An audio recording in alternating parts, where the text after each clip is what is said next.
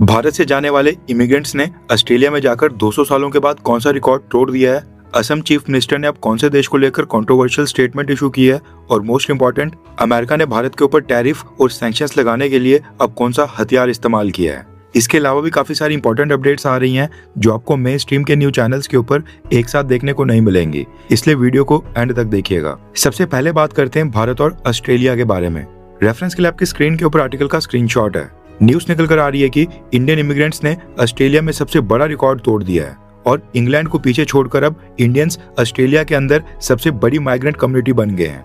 दरअसल ऑस्ट्रेलिया में कई देशों से इमिग्रेंट्स वहां पर सेटल होने के लिए आते हैं। अभी तक सबसे ज्यादा इमिग्रेंट्स ऑस्ट्रेलिया में आते थे इंग्लैंड से, और पिछले 200 सालों से ऑस्ट्रेलिया में सबसे बड़ा माइग्रेंट ग्रुप इंग्लैंड का ही था। लेकिन 200 सालों के बाद ऑस्ट्रेलिया में इंडियंस ने ब्रिटिशर्स को पीछे छोड़ दिया है और अब ऑस्ट्रेलिया के अंदर सबसे बड़ा माइग्रेंट ग्रुप इंडियंस का बन गया है। इसका मतलब है कि ऑस्ट्रेलिया में जितने भी फॉरेन बॉर्न इमिग्रेंट्स हैं उनमें सबसे ज्यादा संख्या इंडियंस की हो गई है। यानी ऑस्ट्रेलिया में ऑस्ट्रेलियन बॉर्न्स के बाद इंडियन बॉर्न पॉपुलेशन दूसरे नंबर के ऊपर आ गई है। ऑस्ट्रेलिया ब्यूरो ऑफ स्टैटिस्टिक्स ने जानकारी देते हुए कहा है कि साल 2025 के डेटा के हिसाब से इंडियन बॉर्न पॉपुलेशन 9,00,000 तक पहुंच गई है, जबकि इंग्लैंड बॉर्न पॉपुलेशन 9,70,950 तक रह गई है। भारत के बाद दूसरा सबसे बड़ा माइग्रेंट ग्रुप है इंग्लैंड, उसके बाद चाइना, उसके बाद न्यूजीलैंड, उसके बाद फिलीपींस, उसके बाद वियतनाम, उसके बाद साउथ अफ्रीका, फिर नेपाल, श्रीलंका और फिर मलेशिया आता है। ऑस्ट्रेलियन ब्यूरो ऑफ स्टैटिस्टिक्स ने बताया है कि इंडियन इमिग्रेंट्स की संख्या ऑस्ट्रेलिया में सबसे तेजी से ग्रो हो रही है। साल 2015 में ऑस्ट्रेलिया में मात्र 4,50,000 इंडियंस बॉर्न पॉपुलेशन थी, लेकिन 2025 में यह नंबर 4,50,000 से डबल से भी ज्यादा 9,71,000 तक पहुंच गया है। यानी कि 10 साल में 5,22,000 ज्यादा बढ़ गए हैं। नेक्स्ट अपडेट आ रही है भारत और बांग्लादेश को लेकर। रेफरेंस के लिए आपकी स्क्रीन के ऊपर आर्टिकल का स्क्रीनशॉट है। न्यूज निकल कर आ रही है कि बांग्लादेश की गवर्नमेंट ने आज ढाका में इंडियन हाई कमिश्नर इंचार्ज पवन भादेसर को समन करके अपने विदेश मंत्रालय बुलाया था और वहां पर असम के चीफ मिनिस्टर हिमंता बिस्वा शर्मा की स्टेटमेंट को लेकर आधिकारिक नाराजगी और फॉर्मल प्रोटेस्ट लॉन्च करवाया। बांग्लादेश की गवर्नमेंट ने भारत से कहा है कि ऐसे कमेंट्स या फिर ऐसे बयान ना दिए जाएं जिनसे दोनों देशों के बायलैटरल रिलेशंस के ऊपर असर पड़े। अब सोचने वाली बात यह है कि असम के चीफ मिनिस्टर ने ऐसा क्या बोल दिया है कि बांग्लादेश की नई गवर्नमेंट ने डायरेक्टली भारत के हाई कमिश्नर को ही समन कर दिया। दरअसल असम के चीफ मिनिस्टर ने अभी कुछ ही दिन पहले चुनाव प्रचार के बीच बांग्लादेश के घुसपैठियों और वहां की नई सरकार के साथ दोस्ती करने के ऊपर एक कमेंट किया था, जिसमें हिमंता बिस्वा शर्मा ने कहा था कि मैं तो रोज सुबह उठकर हमेशा भगवान से ये दुआ करता हूँ कि भारत और बांग्लादेश के संबंध वैसे रहें जैसे प्रोफेसर मोहम्मद यूनुस के टाइम थे, वैसी सिचुएशन आगे भी बनी रहे और भारत बांग्लादेश के संबंध ठीक नहीं हो, ऐसा मैं चाहता हूँ। हिमंता बिस्वा शर्मा ने इसके आगे एक्सप्लेन करते हुए कहा कि वो क्यों नहीं चाहते कि भारत और बांग्लादेश के संबंध ठीक हो। असम चीफ मिनिस्टर के अकॉर्डिंग उन्होंने इसके पीछे तर्क दिया है कि जब भारत और बांग्लादेश के रिलेशंस इंप्रूव हो जाते हैं, फिर उसके बाद भारत सरकार बांग्लादेश के इलीगल इमिग्रेंट्स को वापस भेजने में उतनी स्ट्रिक्ट नहीं होती है। जब रिलेशंस खराब होते हैं तो फिर इलीगल इमिग्रेंट्स के ऊपर सख्ती से कार्रवाई की जाती है। इसलिए असम के लोग चाहते हैं कि इंडिया बांग्लादेश के रिलेशंस थोड़े से टेंस यानी कि तनावपूर्ण ही रहें। उन्होंने आगे कहा कि जब दोनों देश फ्रेंडली हो जाते हैं और बीएसएफ और बॉर्डर गार्ड बांग्लादेश के जवान आपस में एक दूसरे के साथ मिलते जुलते हैं, तब असम के लिए रिस्क बढ़ जाता है। हिमंता बिस्वा सर ने आगे कहा कि अभी बीएसएफ बांग्लादेश के इलीगल इमिग्रेंट्स को अक्सर 10 से 40 दिन तक अपनी कस्टडी में रखती है और जब सामने बांग्लादेश बॉर्डर गार्ड के पर्सनल्स नहीं होते हैं तो उनको जबरदस्ती बॉर्डर पार भेज दिया जाता है। असम चीफ मिनिस्टर के अकॉर्डिंग अगर बांग्लादेश की नई गवर्नमेंट के साथ हमारे संबंध ठीक हो जाएंगे, फिर बीएसएफ और भारत सरकार इलीगल इमिग्रेंट्स के ऊपर सख्ती नहीं दिखाएगी। इसलिए वो रोज सुबह उठकर प्रार्थना करते हैं कि संबंध खराब ही रहें। अब ये बयान बांग्लादेश की गवर्नमेंट को पसंद नहीं आ रहा है, इसलिए उन्होंने भारत के हाई कमिश्नर को समन करके भारत सरकार से इस तरह के कमेंट्स को रोकने के लिए कहा है और कहा है कि भारत सरकार अपने लीडर्स को रोके। नेक्स्ट अपडेट आ रही है भारत और चाइना को लेकर। रेफरेंस के लिए आपकी स्क्रीन के ऊपर आर्टिकल का स्क्रीनशॉट है। भारत सरकार ने चाइना की गवर्नमेंट के साथ मिलकर कैलाश मानसरोवर यात्रा की अनाउंसमेंट कर दी है, जो कि इस साल जून महीने में स्टार्ट होगी और अगस्त महीने तक चलेगी। भारत सरकार ने कहा है कि इस साल 1,000 यात्री को कैलाश मानसरोवर यात्रा करने की परमिशन दी जाएगी। इनको 2 लोकेशन से भेजा जाएगा। सबसे पहला रूट उत्तराखंड स्टेट का जो लिपुलेख पास के पास चाइना के साथ बॉर्डर लगता है वहां से होगा एंड इस रास्ते से 500 यात्री जाएंगे, और दूसरा रूट होगा सिक्किम स्टेट में जो नाथुला पास से चाइना का बॉर्डर टच होता है वहां से। सिक्किम वाले रूट से भी 500 यात्री भेजे जाएंगे। दोनों रूट्स के ऊपर 50 यात्री के बैच बनाए जाएंगे। एक रूट के ऊपर टोटल 10 बैच भेजे जाएंगे। सभी यात्रीज को बैचेस के अकॉर्डिंग भेजा जाएगा। सरकार ने बताया है कि जो भी यात्री जाना चाहते हैं उनके लिए वेबसाइट के ऊपर एप्लीकेशन स्टार्ट कर दी गई है। सारा प्रोसेस ऑनलाइन होगा और एप्लीकेशन की लास्ट डेट 19 मई रखी गई है। उससे पहले भारत के लोगों को कैलाश मानसरोवर यात्रा के लिए अपनी एप्लीकेशन सबमिट करने के लिए कह दिया गया है। कैलाश मानसरोवर यात्रा साल 2020 से लेकर 2024 तक यानी कि 5 साल तक बंद रही थी। पहले कोविड-19 एंड उसके बाद गलवान घाटी की घटना की वजह से दोनों देशों के रिलेशंस खराब हो गए थे, इसलिए ये यात्रा स्टार्ट नहीं की गई थी। पिछले साल ही 2025 में ये यात्रा वापस रीस्टार्ट हुई थी।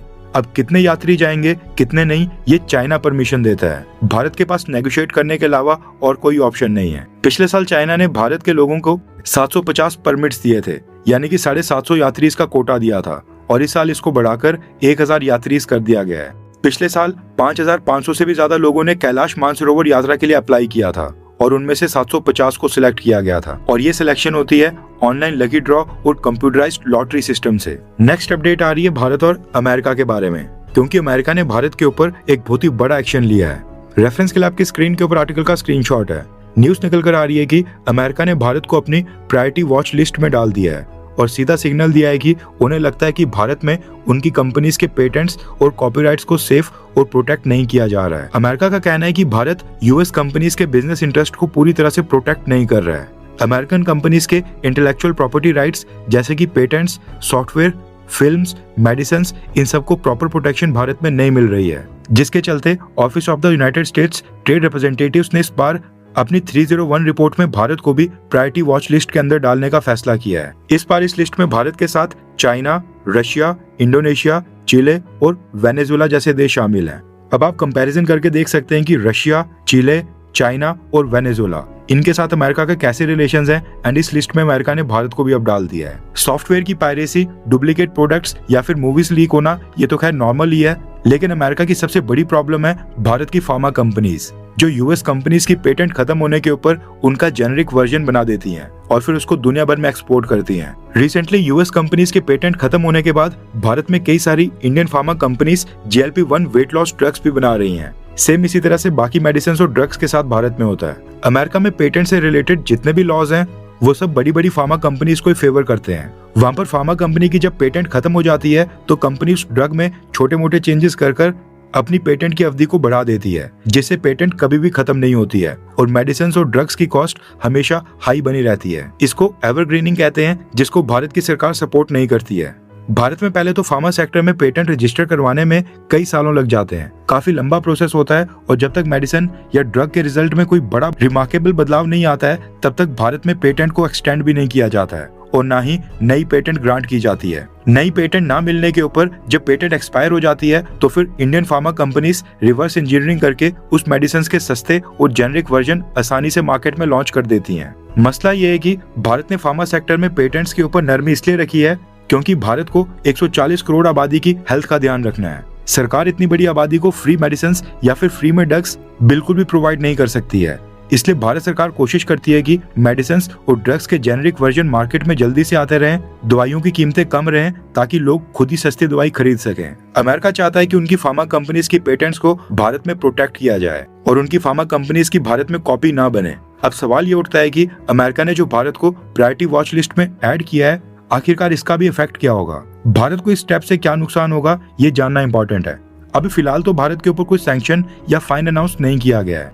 अमेरिका ने इस समय भारत के ऊपर एक टीम को बिठाकर हमारी मॉनिटरिंग करना स्टार्ट कर दिया है, लेकिन ये भारत के ऊपर सैंक्शंस, टैरिफ या फाइन लगाने की ओर पहला स्टेप है। साल 2019 में भी अमेरिका ने यही बेसिस बताकर चाइना के ऊपर टैरिफ अनाउंस किए थे। हो सकता है कि अमेरिका भारत की फार्मा कंपनीज के ऊपर टैरिफ लगा ले या फिर हो सकता है कि नहीं भी लगाए, लेकिन ये स्टेप उठाकर डोनाल्ड ट्रंप एडमिनिस्ट्रेशन भारत सरकार के ऊपर दबाव डालने की कोशिश जरूर कर रहा है। अब ये देखना इंटरेस्टिंग होगा कि भारत सरकार अपने इंटेलेक्चुअल प्रॉपर्टी राइट्स और पेटेंट रूल्स में क्या बदलाव करती है, या फिर हम अमेरिका के प्रेशर को आगे भी झेलते रहेंगे।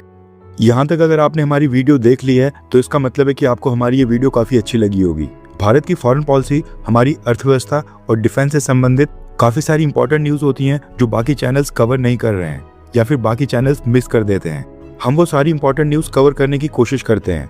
प्रॉब्लम ये है कि अब हम चीज़ों को थोड़ा और प्रोफेशनल लेवल के ऊपर लेना चाहते हैं, टीम को बड़ा करके चैनल के ऊपर अपग्रेड्स करना चाहते हैं। ताकि और भी बेटर और प्रोफेशनल वीडियोस आपके लिए हम लाते रहें। हम चाहते हैं कि बेटर रिसर्च करके ग्लोबल थिंक टैंक्स की रिपोर्ट्स, इंटरनेशनल पॉलिसी पेपर्स और ग्लोबल लेवल के ऊपर भारत के लिए कौन सी चुनौतियां आ रही हैं उसको डिटेल में स्टडी करके आप तक और बेटर तरीके से पहुंचाया जाए। इसके लिए हमें रिसर्च, एडिटिंग और कंटेंट क्वालिटी को इम्प्रूव करना होगा और उसके लिए टीम भी एक्सपैंड करनी होगी। ऑनेस्टी के साथ मैं आपको बताना चाहता हूं कि हमारे पास इस चैनल को नेक्स्ट लेवल के ऊपर लेने के लिए जुनून और जज्बा ये दोनों ही हैं। एक दिशा भी है जिसकी तरफ हम आगे बढ़ना चाहते हैं, लेकिन फंड्स की कमी आ रही है। हमें बस आपके सपोर्ट की जरूरत है, जो आप हमारे चैनल का मेंबर बनकर हमें दिखा सकते हैं।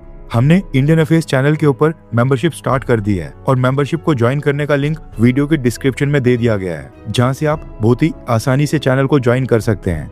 एंड ऐसा नहीं है कि आपको चैनल मेंबर बनने का कोई भी बेनिफिट नहीं होगा। चैनल मेंबर्स के लिए, यानी कि जो भी लोग ज्वाइन करते हैं, हम उनके लिए हर हफ्ते 3 से 4 स्पेशल मेंबर्स ओनली वीडियोस लाते रहेंगे, जिसमें हम global think tanks, international experts और डिटेल जियोपॉलिटिकल एनालिसिस को शेयर करेंगे, जो अक्सर इंटरनेशनल रिपोर्ट्स, रिसर्च पेपर्स और एक्सपर्ट डिस्कशंस पे मिलते हैं। लेकिन जो हमारी नॉर्मल वीडियोस होती है उनमें उसको डिटेल में कवर करना काफी मुश्किल हो जाता है। बाकी जो नॉर्मल वीडियोस हमारे चैनल के ऊपर अभी आ रही हैं वो सब व्यूअर्स के लिए आती रहेंगी, लेकिन जो लोग चैनल को ज्वाइन करते हैं उनके लिए स्पेशल कंटेंट आएगा। आई होप आप लोग मेंबरशिप को ज्वाइन करके हमें सपोर्ट करेंगे, ताकि हम आपस में एक साथ मिलकर इस चैनल को नेक्स्ट लेवल के ऊपर ले जाएं। ज्वाइन करने का लिंक डिस्क्रिप्शन में है। जय हिंद, वंदे मातरम।